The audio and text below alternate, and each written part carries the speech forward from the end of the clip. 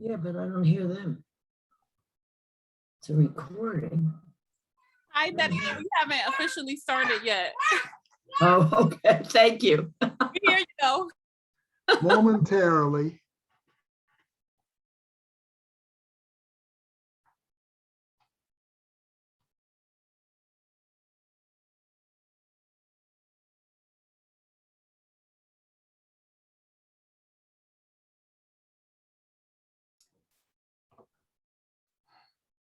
Hi, folks. Those of you I know. Hello, Sandra. Harvey. Hi there. Peter Firth. Hi, Harvey. Hi, Oh, Peter. Everybody okay there? Yeah, mixed. We'll catch up soon by phone. That would be nice. Right. Great. Phil. All right. I think we can get started. So good afternoon, everyone, and I'd like to welcome you to the first meeting of the year 2022 of the Connecticut Academy of Arts and Sciences. So this is for the first of 4 scheduled meetings we'll be having between now and May. The next meeting, I'll just quickly run through this. The next meeting is in March, and it will be delivered by Christina M. Dickerson, Assistant Professor of History at Quinnipiac University, and her title is Thomas Sunrise, a Native American minister and abolitionist in the African Methodism. And we'll have an April meeting, Dangerous Liaisons, Putin, Biden, and the Fate of Ukraine by Peter Rutland, Professor of Government at Wesleyan. And finally in May, and what we're really hoping will be an in-person and at the very least hybrid meeting, and hopefully at the New Haven Lawn Club, will be David Bannock, Associate Professor of Medicine and Head of Infection Protection at University of Connecticut Health. And his title, as we might guess, is to be announced, since we'll need to know what's going on with the pandemic in May. So that is our lineup for the rest of the semester.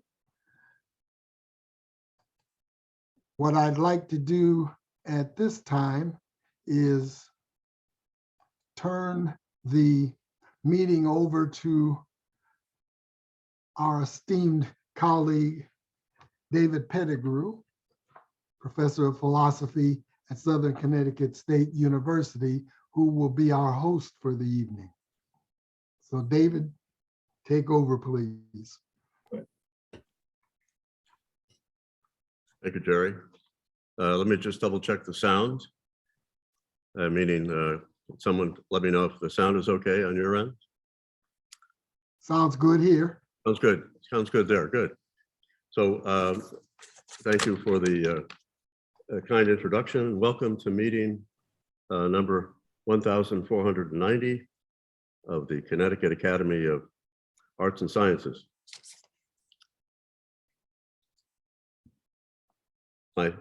First, I'd like to thank our Provost and Vice President of Academic Affairs, Robert Prezant, and for all of his support. It's been really generous every year, and it's deeply appreciated.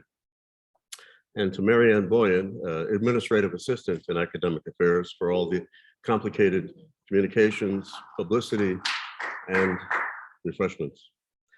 From CAS, I thank President James, Susan Bianconi, Linda Klein, and Princess Hyatt for all the arrangements. It really takes a lot of people to get this these meetings going, and I'm really happy to hear about the upcoming schedule for the rest of the spring. Just before I introduce our speaker, I wanted to take a moment to remember Ernest Cohorn, who passed away in November. I was out of the country and missed the announcement, if there was one, until I saw the really excellent obituary on the CAS website, which I recommend. If you didn't know Ernest, I remember when I met him. You know, I enjoy studying languages and accents, and I was trying to place his accent, and he said with a kind of twinkle in his eye that he was Bohemian, and I think he meant it both humorously, but also he was from the Sudetenland in the former Czechoslovakia, although he had almost completely assimilated to a Cambridge accent. And I wanted to mention and both remember Ernest today because it's International Holocaust Remembrance Day. And Ernest used to come speak to my classes about his family's escape from the Nazis. They managed to flee Prague in 1939 when he was about 9 years old, just before the beginning of World War II. Taking the beginning of World War II in Europe, taking the route by train that would become the route of the Kindertransport from the Hook of Holland to Harwich and on to Liverpool Street Station.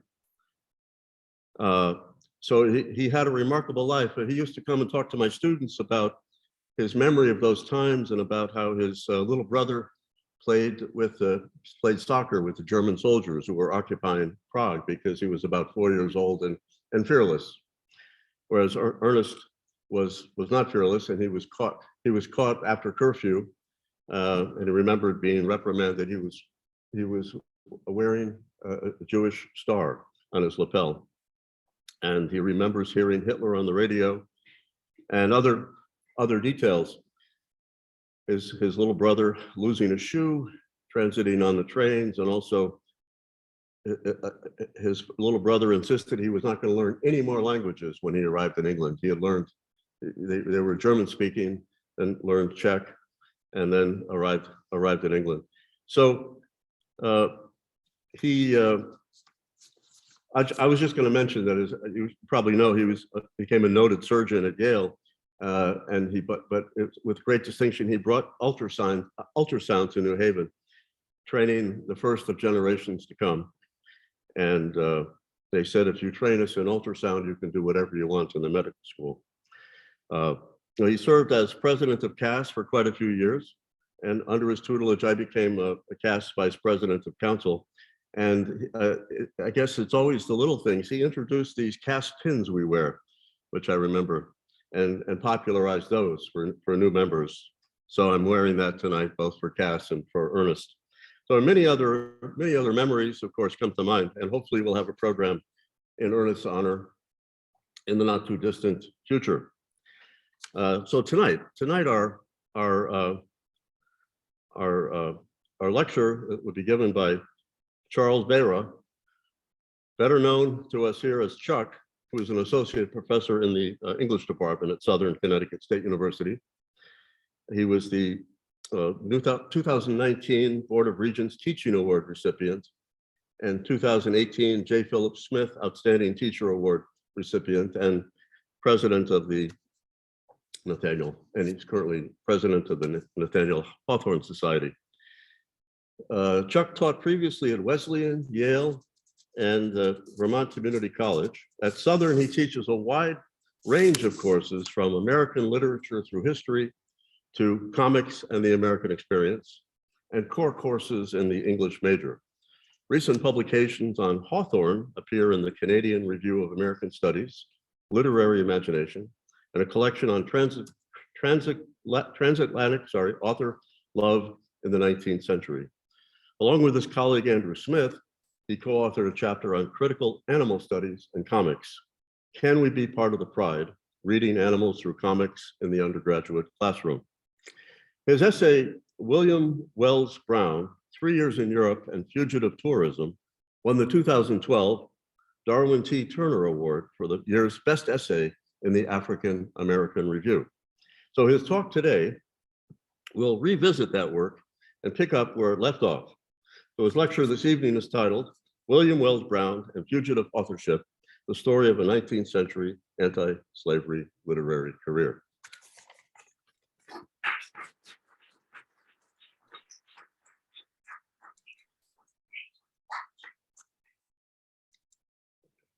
What do I do with my map?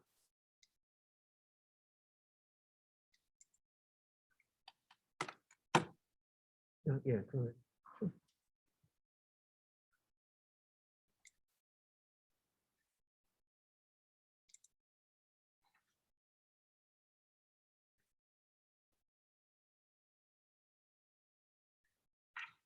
There we go. Okay, now back off so I can unmask. Good. Thank you, David, for inviting me to give this talk and for all your work putting it together. And I have all the thank yous, same thank yous you have in reverse order. I'd like to thank Jerry James, president of CAS, for also inviting me, and three people who make things go at CAS: Susan Bianconi, Linda Klein, and Princess Hyatt, who's our maestro of Zoom. Thank you all very much. Of course, I have to thank Provost Bob Prezant for supporting this event and my scholarship more broadly. Thanks also to Marianne Boyan. Woo-hoo.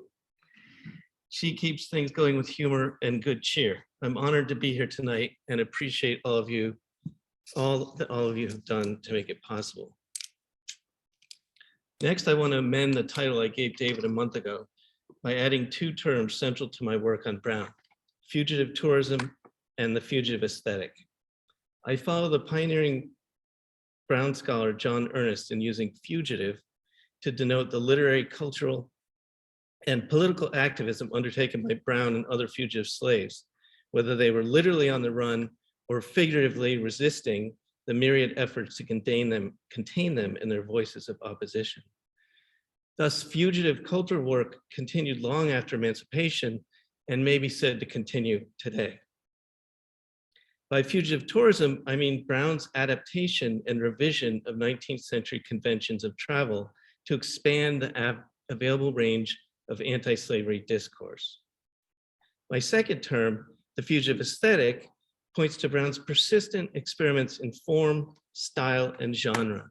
Most prominently, his radical amalgamation and appropriation of previous texts, remix before remix, as well as his innovative stage performances ranging from formal speeches, humorous sketches, anti-slavery songs, and his one-man performance of the first play published by an African-American, Escape, or Leap. What?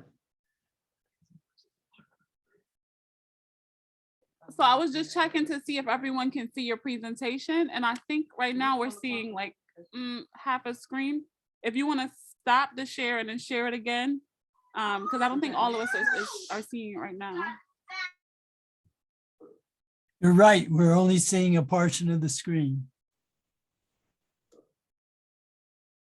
Okay, we see it now, the full screen. Try going back into PowerPoint mode. Okay, so whatever you just clicked, it only shows us half the screen. So you might have to just show us. What's that? Oh, we see it now. Yay! Okay, good. All right. Wow. Thank you, Dodson. So he's saying that Brown published the first play published by an African-American called The Escape, or A Leap for Freedom.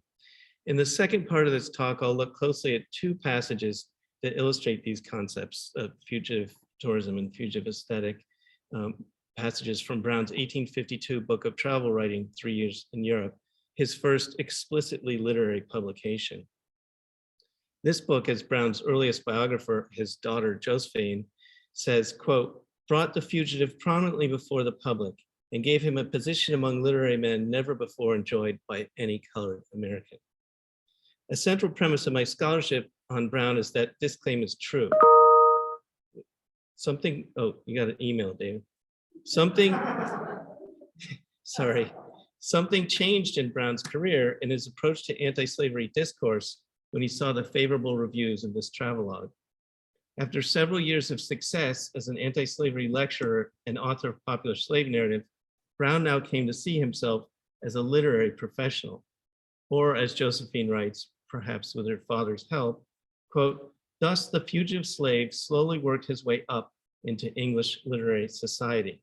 And I would add, he invented a new kind of fugitive authorship, a fact brought home the following year with Brown's publication of Clotel, or The President's Daughter, the first novel published by an African-American. Really, Brown can claim a lot of firsts: the first travelogue, the first novel, the first play, one of the first histories published by an African-American. And though he successfully published, lectured, and performed from the 1840s until the end of his life in 1884, Brown's contributions were somewhat eclipsed until the late 20th century, when the African-American scholar William Edward Ferrison almost single-handedly revived Brown's reputation with a new biography, William Wells Brown, author and reformer, and the first modern edition of Clotel, both published in 1969. It took another 20 years for Paul Jefferson to collect Brown's narrative and excerpts from the American edition of his travelogue in a book called The Travels of William Wells Brown.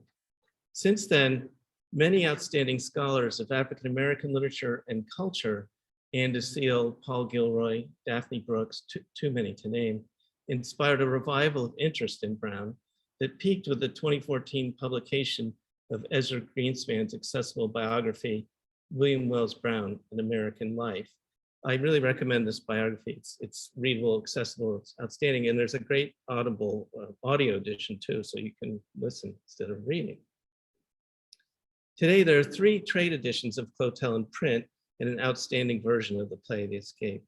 Scholars continue to produce a stream of articles and monographs on Brown, demonstrating how innovative his work really is. All this suggests that William Wells Brown has finally arrived and joined the canon of American and African-American literature. And yet, I'm not sure how many students or general readers know that Brown was the second most popular anti-slavery lecturer after Frederick Douglass, or know the extent of his published works and the inventive ways that they challenged the social, political, and literary status quo. I think contemporary scholars and readers are still catching up with the mercurial, ever-inventive Brown, and we are still learning how to read him.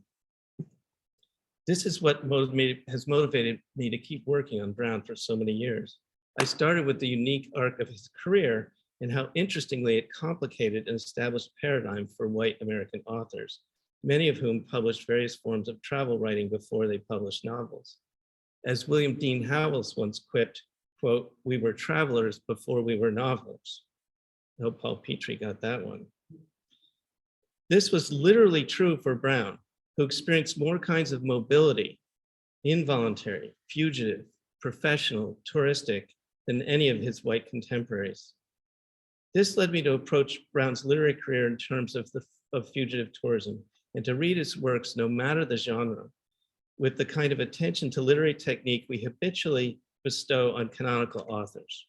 To insist really that even the smallest, possibly random details of Brown's work matters, just as we claim they do for Hawthorne, Melville, Sedgwick, or Stowe.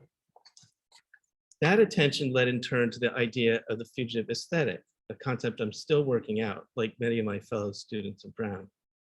I'll come back to that later. Before getting on to 3 years in Europe and the fugitive tourism that underwrites Brown's claim to the status of literary authorship, I want to give a brief account of his life and multifarious anti-slavery activities before he gained, quote, "a position among literary men never before enjoyed by any colored American." The author known as William Wells Brown was born near Lexington, Kentucky to an enslaved woman, Elizabeth, and a white father, George W. Higgins, a cousin of Dr. John Young, who held Elizabeth and the child William as chattel slaves.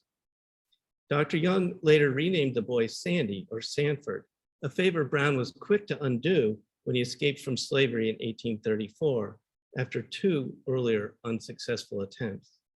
As a 19-year-old fugitive in Cincinnati, he took back the name William and added Wells Brown, the name of a Quaker farmer who aided his escape. My friend Tim Parrish would say, "No, who's William Wells Brown? Is that a made-up author?" And yeah, it's exactly a made-up author. He created his name much as Mark Twain, almost his exact contemporary did. Thanks, Tim.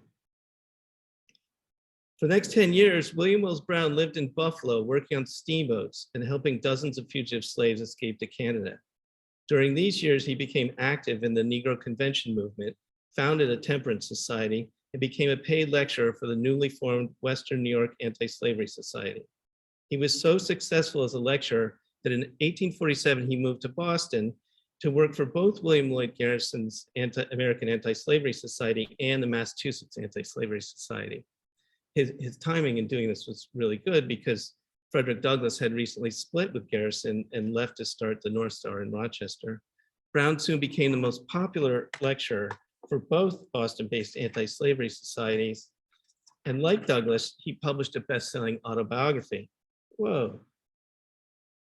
A best-selling autobiography, Narrative of William Wells Brown, a Fugitive Slave, written by himself.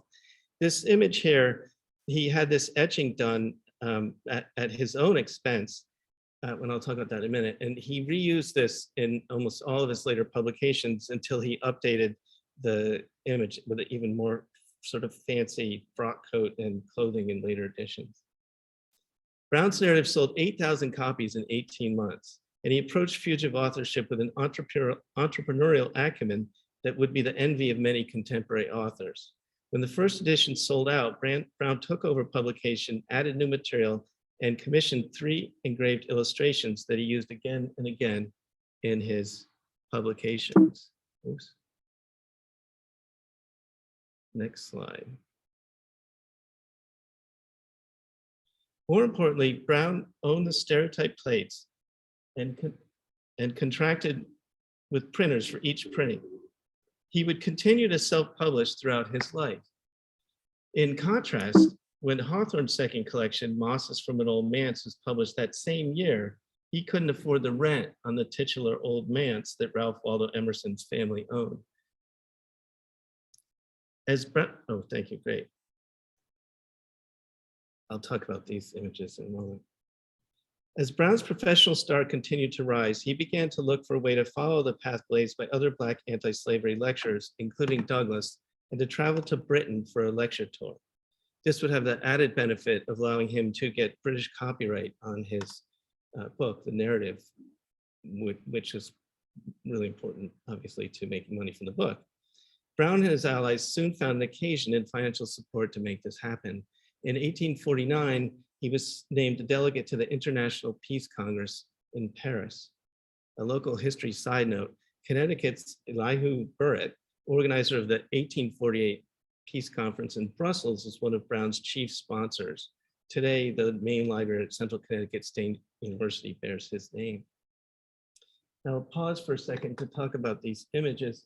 So this, when Brown was enslaved, he was rented out to work for a notorious slave trader. And one of the things that he had to do was prepare people to make them look more attractive for sale. And this involved making them look younger, healthier. And he learned all kinds of bizarre tricks to do that. And this is a story he would often tell wherever he was lecturing. Let's see, what did I do? Can it? Oh, good. This is an image from the first time Brown tried to escape. Dogs were set on him and he was treated by a dog and captured and taken back. And this is perhaps the most poignant of the images. His second time he tried to escape with his mother from St. Louis, and they made it to Illinois, and they thought they had made it to freedom, but they were apprehended by slave catchers and taken back. So when Brown gets to Europe, he undertakes all different kinds of activities, and I could talk about these all night. I'm just going to give you a handful, 5 different things before I get into the 2 examples from 3 years in Europe. First, at the 1849 Paris Peace Conference, chaired by Victor Hugo, Brown gave a rousing anti-slavery speech. This was the first time at any of these peace conferences there was an anti-slavery speech, and he received such great notice in the press that he became almost overnight one of the leading international anti-slavery speakers.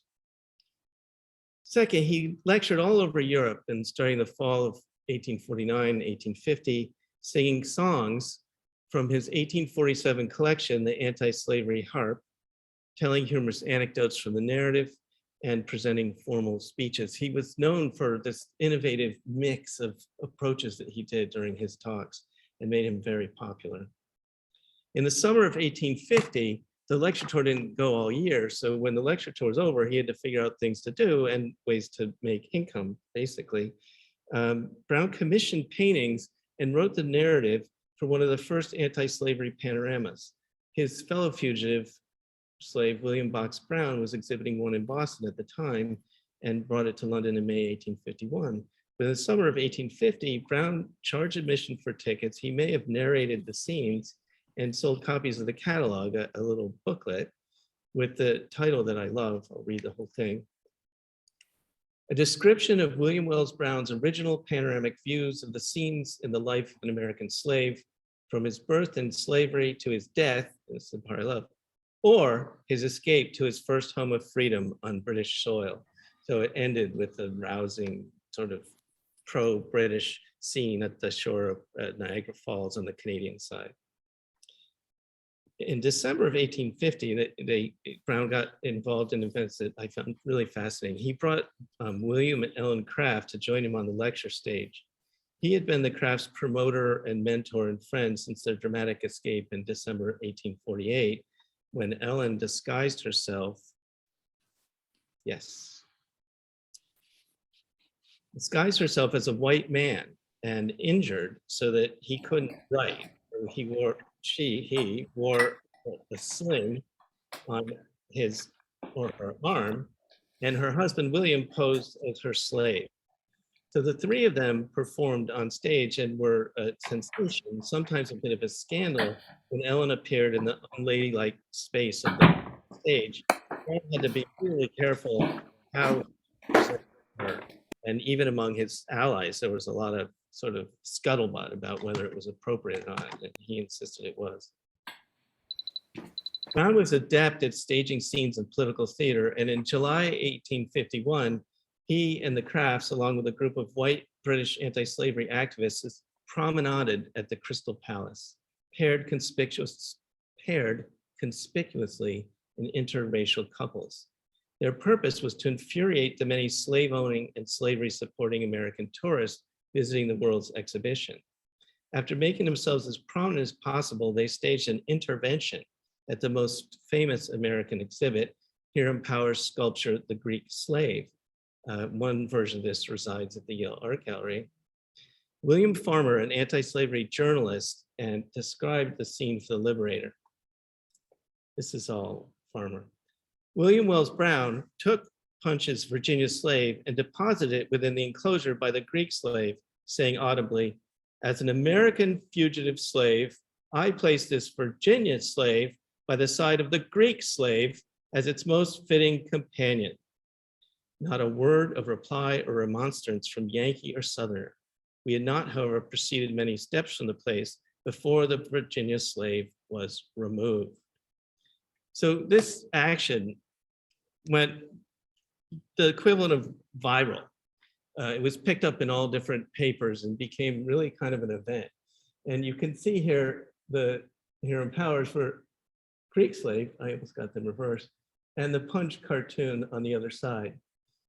What happened was that Brown and friends stayed there and tried to stare down the angry Americans who removed the image, trying to provoke them to debate, but they wouldn't debate. And Farmer gloats later that the rabid slave-owning cur did not bark and were silenced for the first time in their lives. So whenever Brown traveled to lecture, he spent his mornings sightseeing and writing about the places he had seen and the people he met. And he soon began publishing these in letters in the North Star and the Liberator at home and in various anti-slavery newspapers in Britain. These letters formed the basis of 3 Years in Europe, or Places I've Seen and People I Met, published in 1852 by Brown's fellow Peace Congress delegate, Charles Gilpin. And Gilpin later published Hotel and another version of the narrative as well. So I'm going to talk now about two examples, one a day of travel in Paris where he visits the Place de la Concorde, and the other Tintern Abbey. In keeping with the standards of the day, 3 Years in Europe is an eclectic book. In addition to the 24 travel letters at its core, it contains an updated memoir of Brown, an extended critique, an updated memoir of Brown, an extended editorial on fugitive slaves in England, a fictional narrative of American slavery, and that became the core of his novel Clotel, and a chapter on American slavery describing the current state of anti-slavery efforts in the US. In other words, a whole range of anti-slavery discourse that Brown engaged in, from fiction to polemic to really a kind of contemporary historical account of the movement. The letters themselves are filled with descriptions of the places Brown has seen and the people he has met, literary celebrities, European aristocrats, and well-known public figures, as well as accounts of public dinners, visits to private clubs and English country homes, and numerous pilgrimages to scenes featured in poems and novels, and to the sites associated with their authors. Brown particularly relished seating himself in an author's chair. I think he was sort of getting himself ready and psyched up every time he would go to an author's home or somewhere that he knew was associated with an author. He would do whatever he could to occupy the position of literary authorship. These are the activities expected of an American abroad, but Brown's account of celebrated people and places differs markedly in his unwavering focus on political activists and the often oblique political import of conventional tourist attractions. His visit to the exclusive Whittington Club in London, which he later joined, is made memorable by a glimpse of the exiled French radical Louis Blanc. He gives as much attention to the visit to the Bard of, quote, the Bard of Sheffield, the anti-slavery Republican poet James Montgomery, as he does to the obligatory trip to Shakespeare's home. The names Brown drops, Victor Hugo, Henry Cobden, George Thompson, Dr. John Lee, and Harriet Martineau, belong to persons celebrated for anti-slavery activism. Most strikingly, Brown's sightseeing is characterized by an irrepressible interest in scenes of political and even revolutionary violence. Now, he's a Garrisonian, paid Garrisonian speaker, and they're pacifists. That's like their core tenet. And he's a delegate to a Paris Peace Conference. But everywhere he goes, he looks at the same thing over and over, as I'm going to keep saying over and over. What interests Brown about the attractions 19th century tourists typically venerate is not the ritual veneration, nor the conventional significance of great age as a sign of cultural continuity and historical endurance, but precisely the opposite. Brown seeks signs of historical disturbance. His gaze as a tourist is directed towards evidence of what Thomas Jefferson calls, quote, a revolution of the wheel of fortune. If the overt purpose of Brown's professional labors in Britain was to hasten the end of slavery in America, part of the work he does as a tourist is to imagine and constantly bring to view earlier models of, quote, the exchange of situation Jefferson feared would destroy the slaveholding republic that Brown had traveled to Europe to escape. Now to the examples. On Brown's first day of sightseeing in Paris in the summer of 1849, he set out for the Place de la Concorde early in the morning before the official proceedings of the peace conference began. No sooner does he venture out, however, than he is strangely interrupted, quote, as I was passing from the Bedford Hotel to the Place de la Concorde, all at once, as if by some magic power, I found myself in front of the most splendid edifice imaginable. Standing before the Church of the Madeleine, Brown waxes poetic about the aesthetic splendors of its exterior in very conventional guidebook prose. Then he's interrupted again by a chance meeting with a group of anti-slavery activists, quote, including my friend, the president of Oberlin College. Then he begins again to rhapsodize about the church, and he abruptly interrupts himself for the third time and muses about the Place de la Concorde, quote, it was near this spot that some of the most interesting scenes occurred during the Revolution of 1848, which dethroned Louis Philippe. That's all he says. No explication. Now, the Revolution of 1848 was actually a forbidden topic at the Paris Peace Conference, which took place under the watchful eyes of French authorities. But such explicit and often unexplained references to political events appear throughout 3 years, particularly in Paris, where Brown returns frequently to the revolutions of 1848, 1830, and 1792. He's drawn to the Palace of the Tuileries, for example, by the sedimentary layers of historical violence he imagines there. As he says, the attack of the mob on the palace on the 20th of June, 1792, the massacre of the Swiss Guard on the 10th of August of the same year, the attack by the people in July 1830, together with the recent flight of King Louis Philippe and family, made me anxious to visit the old pile. Brown doesn't linger on these events. Rather, the point is the list itself, which constructs a kind of geology of French mass action in which each layer of history can be simultaneously seen and interpolated into the tour. When Brown gets back on track towards the Place de la Concorde, he finds there a fit emblem, the obelisk of Luxor, for the kind of historical evacuation he performs wherever he goes. And once there, Brown registers its historical associations with his body, noting that this public space has connected with it so many acts of cruelty that it made me shudder when I passed over its grounds. This shudder echoes throughout the touristic descriptions that follows. One in which Brown transforms a guidebook account of the obelisk into a subtle critique of monumental histories and the imbalance of power that contains contemporary imperialism as well as slavery in the United States. This is, drink of water. This is kind of a long passage. But I want you to get a feel for the way Brown writes and really the way he remixes and sort of slams things together. I'll talk about that more later.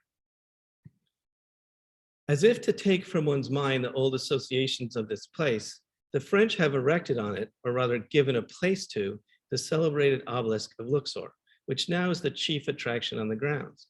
The obelisk was brought from Egypt at enormous expense, for which purpose a ship was built and several hundred men employed above 3 years in its removal. It is formed of the finest red syenite and covered on each side with 3 lines of hieroglyphic inscriptions, commemorative of Sesostris, the middle lines being the most deeply cut and most carefully finished, and the characters altogether number more than 1,600.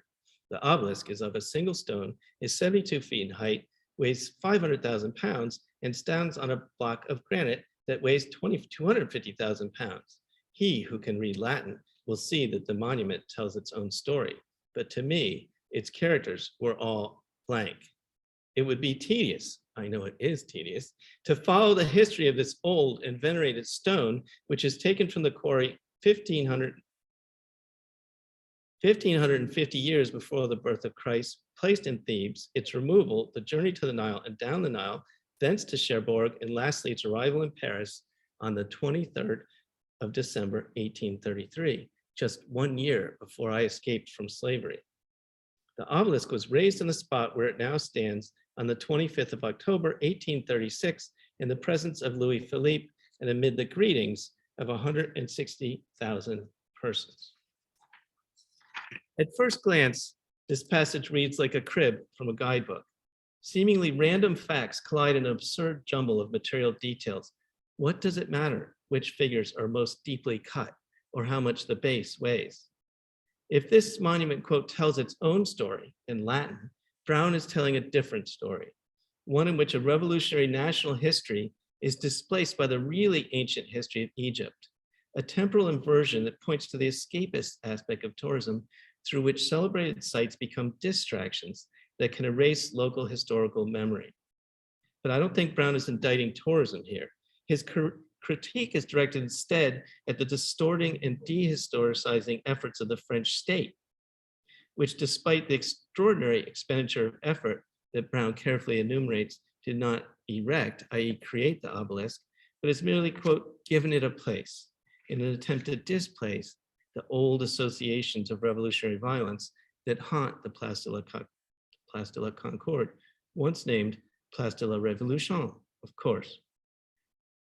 If Brown's opening reference to old associations signals resistance to the kind of amazement and absorption that can efface the recent past, his focus on the origins of the obelisk draws attention to its ancient function as a monument to a legendary conqueror from a now vanquished culture. Brown need not comment on the current politics of empire that led the Egyptian leader Muhammad Ali to offer the obelisk to Louis Philippe in exchange for support of his own expansionist military ambitions. Brown can instead let the incredible dislocation of the obelisk, its nearly inconceivable age, and its massive materiality suggest his critique of the appropriation of what we might consider African artifacts to glorify a modern European state. Though Brown cannot read the Latin inscriptions on the obelisk, a reminder of the prohibitions against his education as an American slave, he can use the very materials of a guidebook account, the details of the weight, surface removal, and so forth, to tell the larger story of an ancient monument laboriously translated from its place of origin without retaining its original significance. In Brown's retelling of the story, the meaning of the obelisk resides in the contemporary history of its removal from Egypt, which turned out to be the only event it can commemorate in its new situation in the Place de la Concorde. When Brown gives this fugitive history, he merely gestures toward the vaguely biblical removals of the obelisk, and he nearly buries his surprising association of its arrival in Paris with his own escape from slavery. And instead of explicating the resonance between the obelisk's removal from Egypt and the removal of his own ancestors from Africa by slave traders, Brown closes with a ludicrous vision of a royal spectacle in which Louis Philippe and 160,000 subjects, quote, greet the stone as if its animating force can exorcise the specter of the revolution that still possesses the Place de la Concorde, despite the cheers of the crowd. If Brown does not mention the recent events of 1848 here, his careful inclusion of the exact date of the festivities makes the threat of revolutionary violence all the more palpable. I mean, when I read this, I'm like, who cares what day exactly in December it is? But only 5 days after that, political violence did return to France when Louis Napoleon staged his first failed coup attempt in Strasbourg.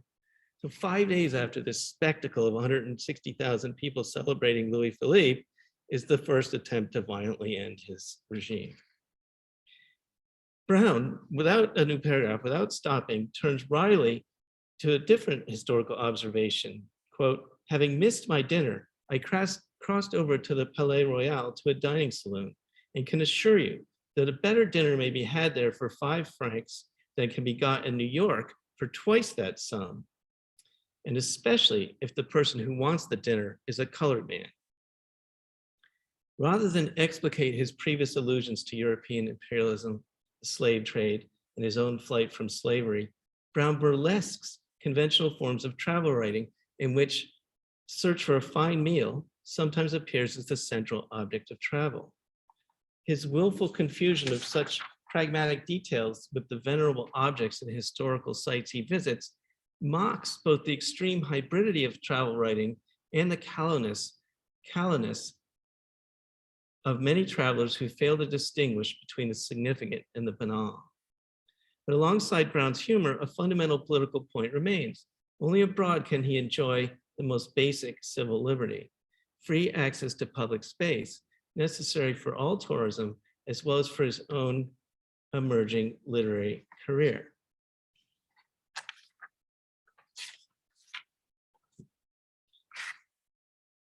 I just did another cut. That's so satisfying.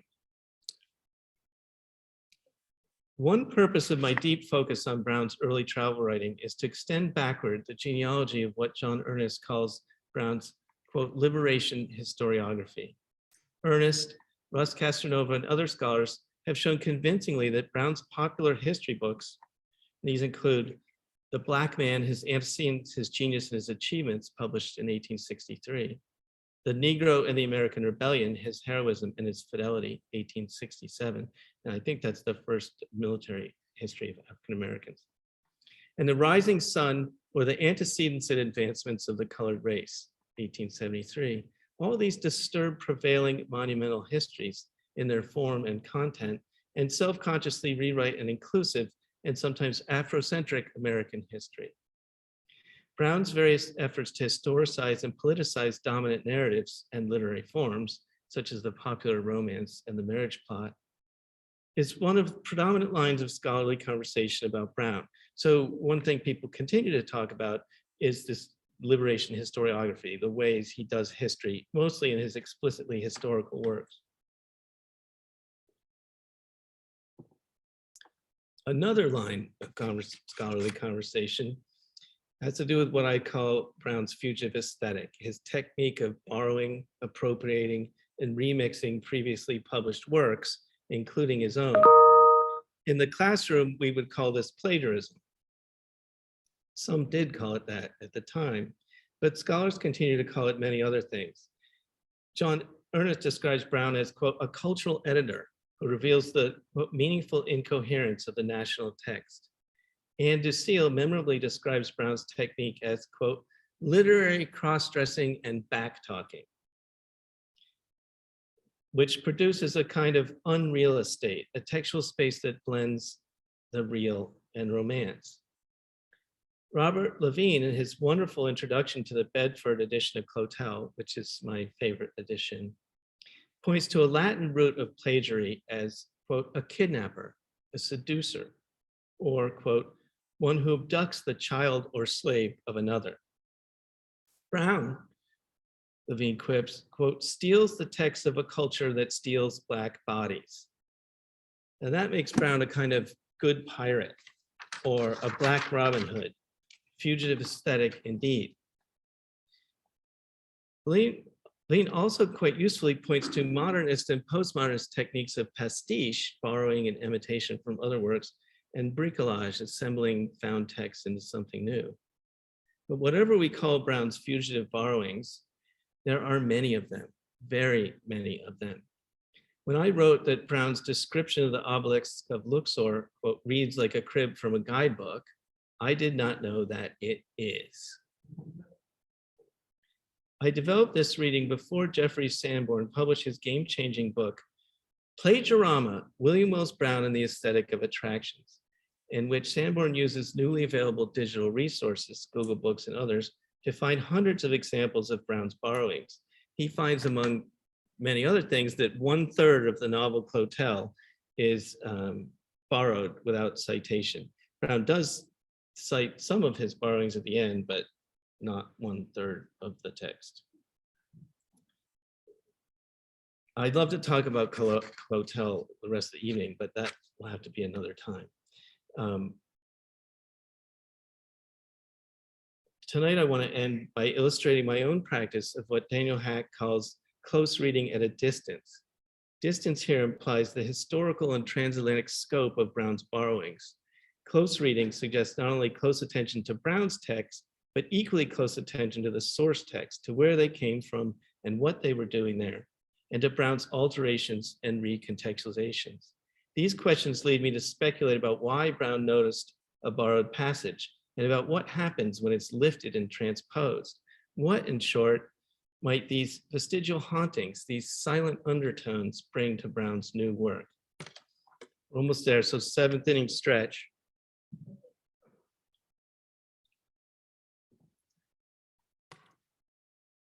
This is my last example.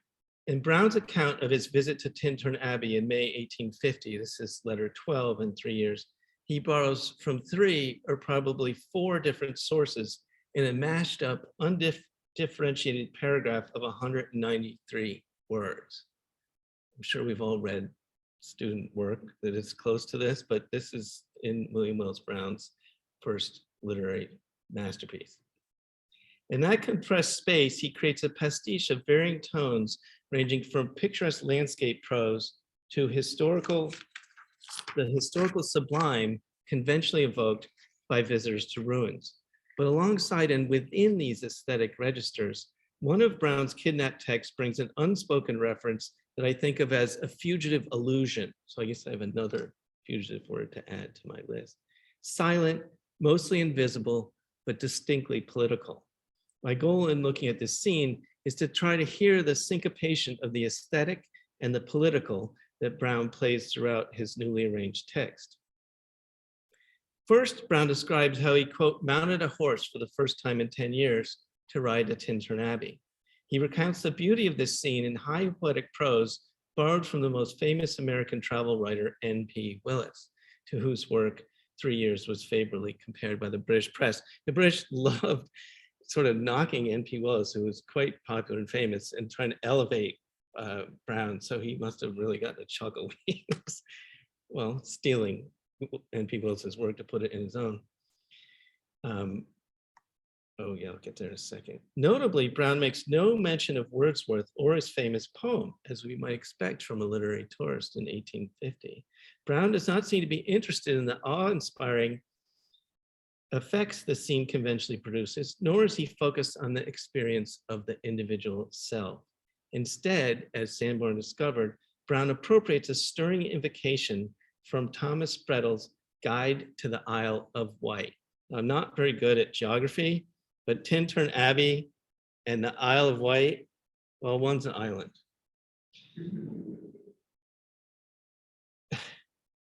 I don't know how he got there, but I'll read the passage.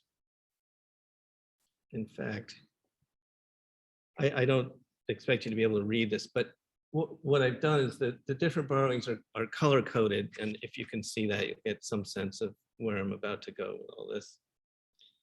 In contemplating these ruins more closely, the mind insensibly reverts to the period of feudal and regal oppression, when structures like that of Tintern Abbey necessarily became the scenes of stirring and highly important events. That was more or less N.P. Willis. How altered is the scene?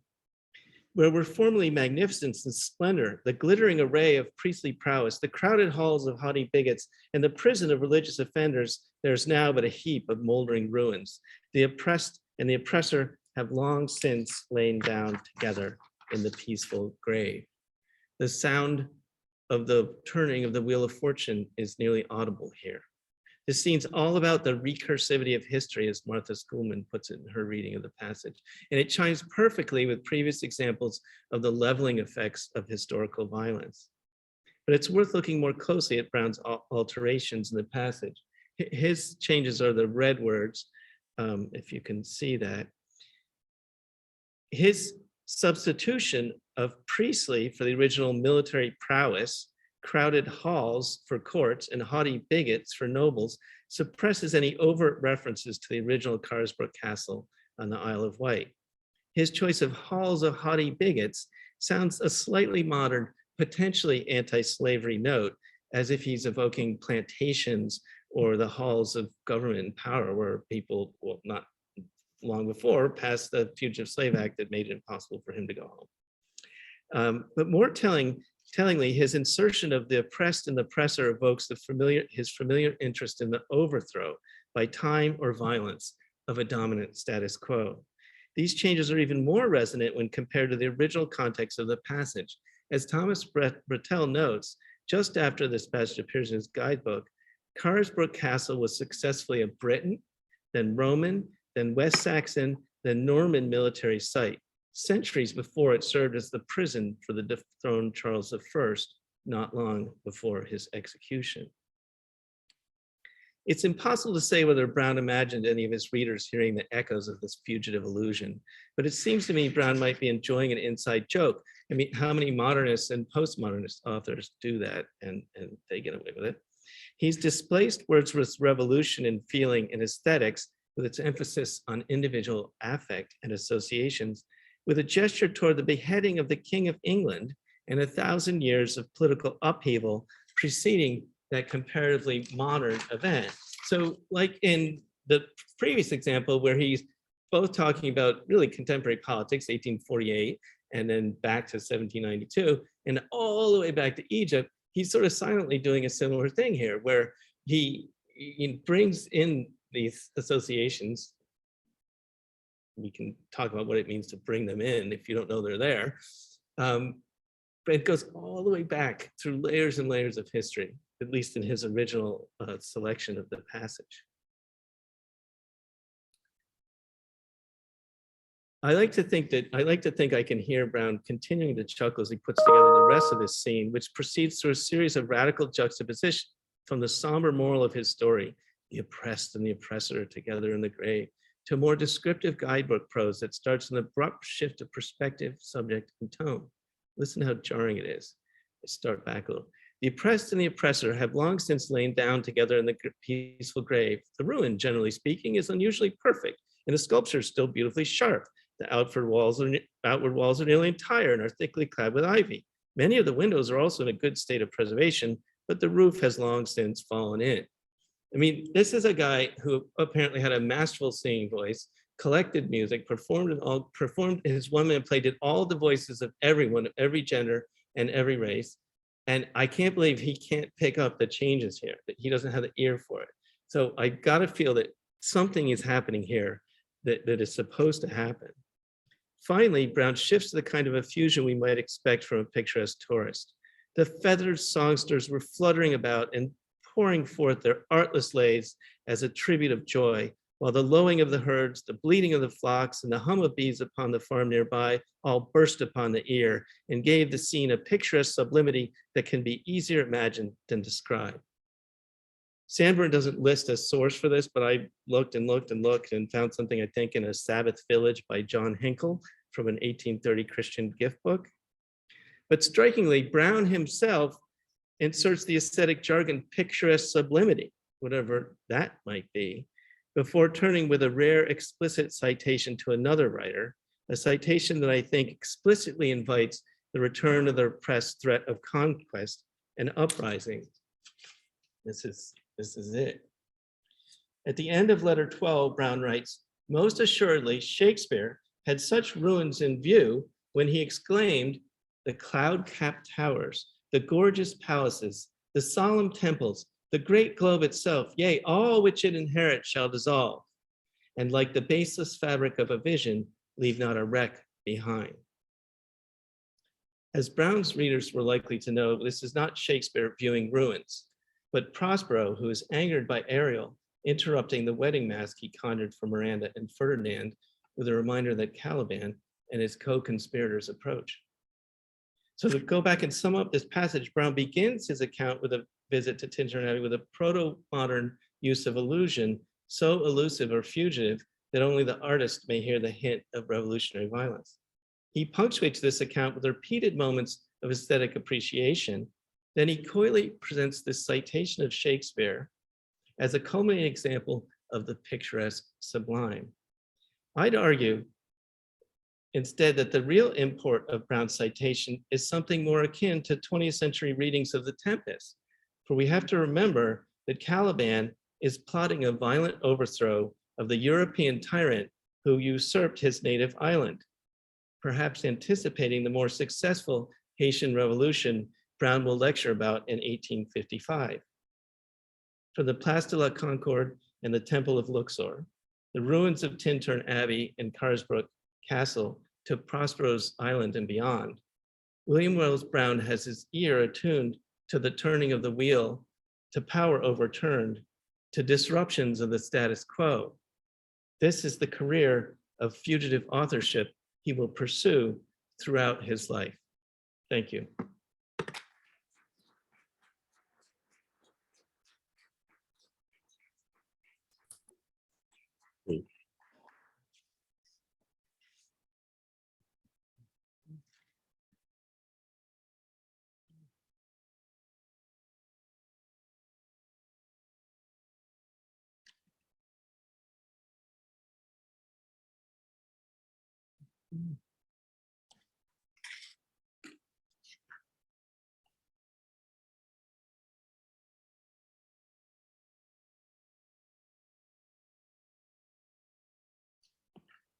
Oh.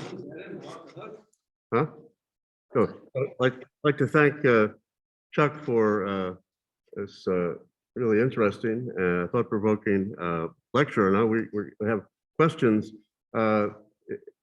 Since I'm in I'm not in the virtual room, Jerry offered to handle the questions for Chuck. We also may have questions from the I don't know what's the opposite of virtual, the actual audience in the room. So Jerry, I'll turn it over to you for the questions for Chuck. Okay, There he is. thought I had a question, but it seems to have disappeared.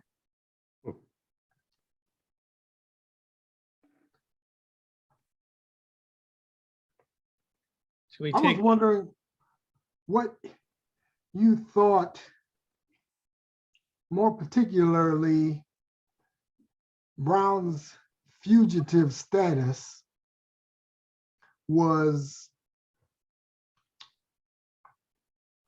adding to his vision when he's thinking about these texts. so, I think one of the most important scenes that he talks about that work he did for the slave trader, several things. One is he has a deep suspicion of false fronts.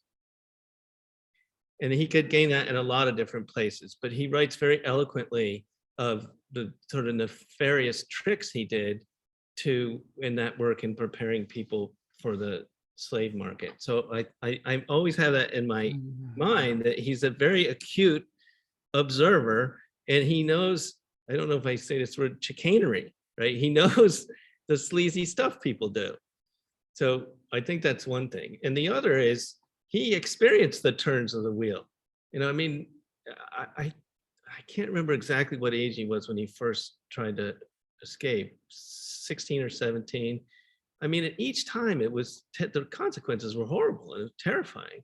And the worst of all is when his mother, because what happened was that his mother was sent down south and he never heard from her again.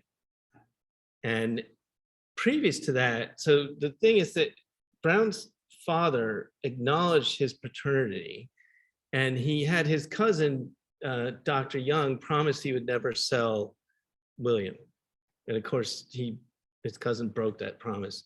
But they lived in a fairly stable, like they were all together. He had 8 step siblings, and they were all together in St. Louis for a long time. But first, 2 of his sisters were sold, and then he felt it was his fault that his mother was sold south because he organized their escape plan. So I think that shaped him. But he also is a voracious reader.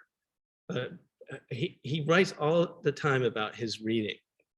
In fact, one of the most interesting things is in Clotel, he produces 4 versions of that book.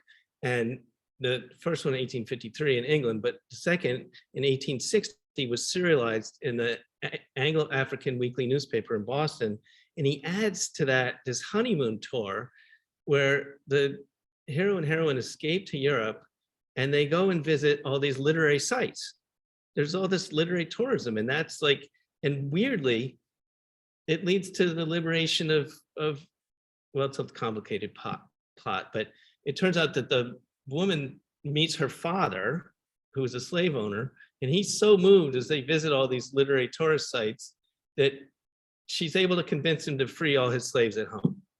So Brown had this weird, not weird, I share it, this passion for the power of words in literature. So he was sort of a sincere aspirant, and I think when he's sitting in those author seats, he wasn't cynical. He felt like, hey, this is one of the coolest things you can do. Okay, we have a question from David Vallone, and after that, I would like people to stick around for just a few minutes because we're going to make an announcement about Ernest and Margot Cohorn. Very brief one. David? Yep. Okay. Thank you. So really enjoyed your talk. Very interesting. I'm wondering if Brown ever commented in his works either on the very idea of plagiarism or if he responded to other people accusing him of plagiarism, because it really struck me as you were talking that in many ways, the very idea of plagiarism is a kind of Western capitalistic imperialistic notion. The idea that somehow you can own words might have seemed particularly odd to somebody who was a person who was previously owned by another human being. So I just wonder if Brown thought about that kind of set of issues, if he responded to this idea that he was somehow a plagiarist, and if he was, willing to say that plagiarism maybe wasn't even a thing because you shouldn't be able to own words, just like you shouldn't be able to own people. Yeah, I mean, that's a wonderful question. And that whole thing about the roots of plagiary is kidnapping children or slaves. And I mean, it's strange, like that's in the etymology of the word. So so to answer your question, yes, sort of. At the end of Clotel, he addresses the fact that the main plot of the Fugitive Daughters of Jefferson through Sally Hemings, the three daughters and their different fates, is taken from a story by Lydia Maria Child, who was a great early white American abolitionist. And he acknowledges this, but he does it in a way, I wish I can't remember enough to quote it. He does it in a way that is kind of, like he's kind of being friendly or nice, but it doesn't really matter that I did that. And he also had a weird encounter on a bus in London with Carlyle. And he couldn't stand Carlyle because of racist crap he was saying at that point in his life. And he said some nasty thing about his allegations of plagiarism of Carlyle. And another time in the press, people said, they made this kind of backhanded joke that Brown really had made it to literary status of Disraeli and Coleridge, who both were being accused of plagiarism in a negative way at the time. So I don't know, I think he was sort of amused by that, but the real answer is close, for me, is closer to what you said about, you can't own words the way you can't own bodies. You can't own stories. And one of the things I didn't have time to get into is that Brown almost he was a collector of stories. When he was working on steamboats on the Mississippi River, the Ohio River, he was collecting people's stories. And when he helped get people escape to Canada, he collected their stories and he used their stories. We don't really know what things in the narrative happened to his individual body and what things happened to the collective body of his community. And I think he's pretty explicit that these stories, are a communal property, and to use them for the shared purpose of ending slavery and caste and racism is, what better use could you make of them? So it's the line between things that happened to him in his individual body, things that he read somewhere, things that he saw or heard somebody say. It's all just together, mashed up, remixed. Yeah, thank you. Really interesting. Well, thank you for the stimulating talk this evening. Thank you. And I would like to close this evening by saying that we are hoping sometime this spring to be able to have a commemorative set of statements for our former presidents of the Academy, Ernest Cohorn and Gregory Tignor, but we've been putting it off because as I just said, we've been hoping we don't have to do it on Zoom and we can do it in person. In the meantime, Nancy Scanlon has an announcement to make, and Nancy will be the last voice we hear. And everyone have a good evening. So I wanted to let everyone know that in honor of Ernest and Margot, Paz is going to be planting a tree on Yale's campus. I've been working with the tree steward, and there is a spot near the corner of College and Chapel. And I've been working with him on types of trees that would go in the area. And right now we've pretty much narrowed it down to a Japanese Suardia or a heaven sent magnolia, which would look good in that area. And as soon as we've confirmed the tree that he can get, and when it's time for planting, we'll announce it.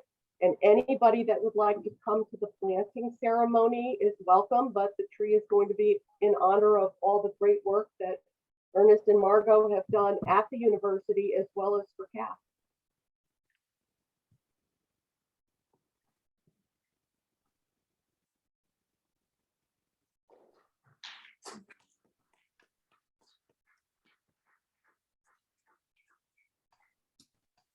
Wonderful idea, Nancy. Thank you.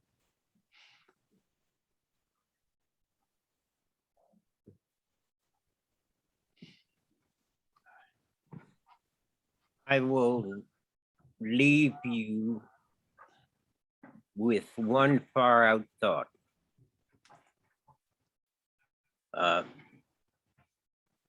I went to school in Washington, D.C., the nation's capital,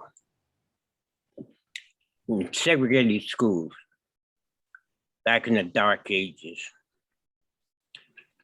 And our schools were built by white people and named by white people. You know, there was Mott School.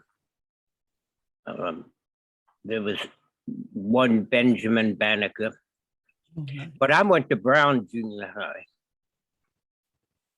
And they never told me who the school was named for. Now, I decided that it was named for John Brown.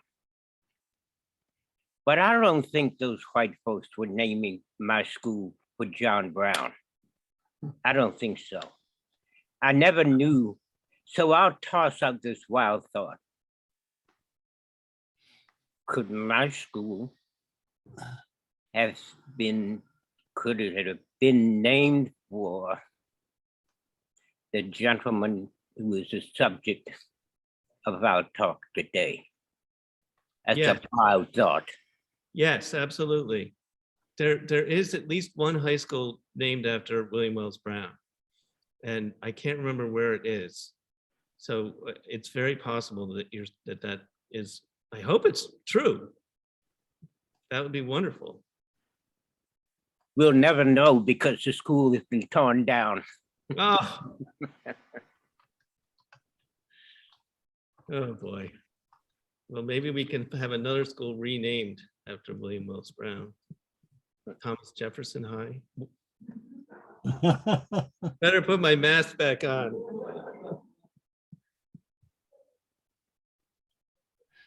Greg, there could be records of the construction process for the Board of Education. So it's possible to find that out. If you could send or maybe put in the chat even like the street or neighborhood, maybe I could look into that. That would be cool to find out. Well, there is a William Wells Brown Elementary School currently in Lexington, Kentucky. Oh yeah, that's more modern. Yeah. Yeah.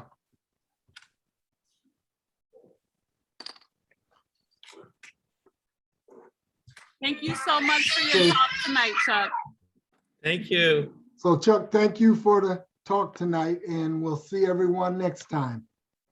Thank you. Thank you, David, for organizing all of this.